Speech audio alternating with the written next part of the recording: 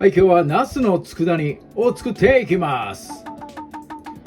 熱々ご飯に佃煮を乗せるだけでごちそうになります。美味しいナスの佃煮を今日は短時間で、コク深く作るコツ教えますんで、早速やっていきます。今日用意するナスはですね、3本、1本あたり 100g と換算して5% ぐらいの調味料を各入れていくんで、100g に対して 5%、5g なんで3本用意するとちょうど大さじ1杯になります。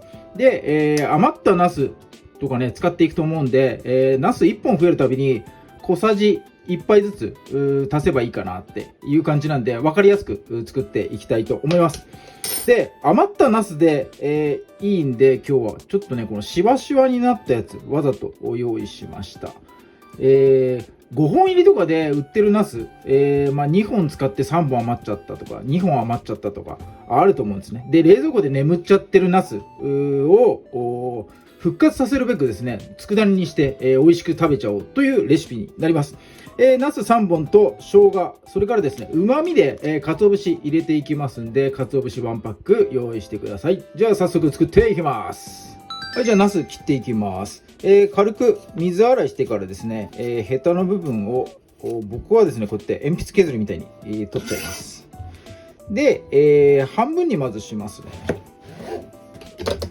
ね。半分にしたナスを半月切りで、やっていきたいと思います。で、厚みはですね、1センチ弱、8ミリぐらいですかね。ちょっと厚めにね、思ったよりは厚めに切っていきます。最後まで、ナスの形がちょっと残ってるぐらいが美味しそうに見えるかなと思いますんで、厚めに切っていきます。はい、こんな感じですね。はい、切り終わったら、ビニール袋に入れて、塩漬け塩しちゃいます。大さじ1杯ですね。先に塩をして、中のですね水分抜いてやるのと、それからナスの実を引き締めてやります。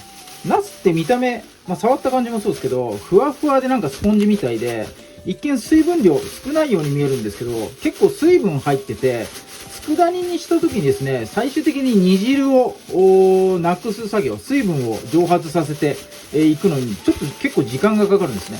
で、思ったよりも出来上がり味が染みてなかったりとかしちゃいますんで、先にこの塩漬けをしてですね、ギュッと身を引き締めて、中の水分一回出してやることによって味染みを良くしたりとかですね、短時間で、美味しいコクが深いですね、ナスの佃煮作ることができますんで、この塩漬けするっていうのがポイントになります。10分ぐらいで、いいかなと思います。冷蔵庫に入れてですね、10分程度放置して、水がそんなに出てなかったらちょっと揉み込んでやって水出させて、ください。はい、10分経ちました。だいぶ水分が出ております。この水分をですね一回、ギュッとですね絞っていきましょう。よっぎゅっ、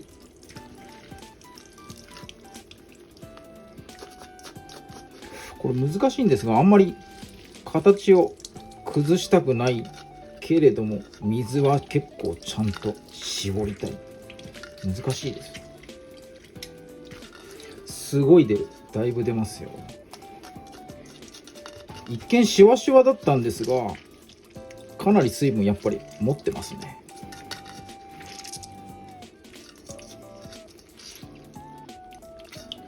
はい、こんな感じで、いいかなと思います。だいぶ出ました。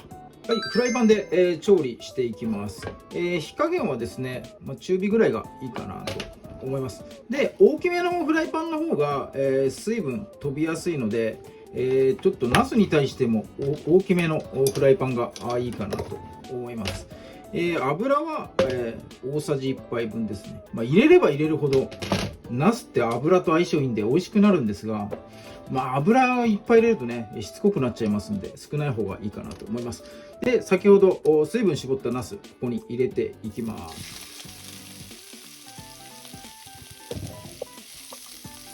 散らしてやって、水分を、先ほど絞りきれなかった水分を飛ばすのとともに、焦げ目をですね、少しつけてやると仕上がり、香ばしさも加わって美味しくなります。なので、あんまり最初ですね、いじらないで、このまま広げたらですね、2分ほど置いて、焼き目をつけて、あげましょう。はい、2分ほど焼くとですね、こうやって焦げ目、ついてきますんで、かき混ぜてやってですね、軽く混ぜてやってですね、これでもう味付けに入っちゃいます。先に塩漬けしてるんで、この焼き上がりの作業も結構時短できると思います。最初に言った通りですね、調味料はですね、大さじ1杯を基本にしていきます。火加減ですね、ちょっと弱火にしましょう。最初にお酒ですね、料理酒入れていきます。大さじ1杯が基本です。酒とみりんですね。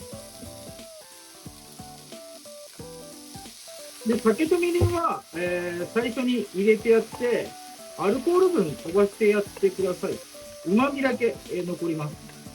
で、ナスの青臭みみたいなものもアルコールが、飛ぶとともにですね、連れてってくれますんで、美味しい成分だけが残りますんで、最初に酒とみりんで、やってください。はい、その後は、鰹節いきましょう。うまみ成分ですね、入れてやります。はい、ここに生姜すっちゃいますね、直接。チューブでも構わないです。ナスと生姜相性いいです、かなり。はい、そして、最後の香り付けは醤油ですね。大さじ。醤油も大さじ1杯入れてやって、仕上げは、ごま、軽く振ってやればいいかなと思います。分量測るんでしたら、こいつも大さじ1杯とかで、いいと思います。これを、味を回してやって、全体的に味が回れば、それで完成です。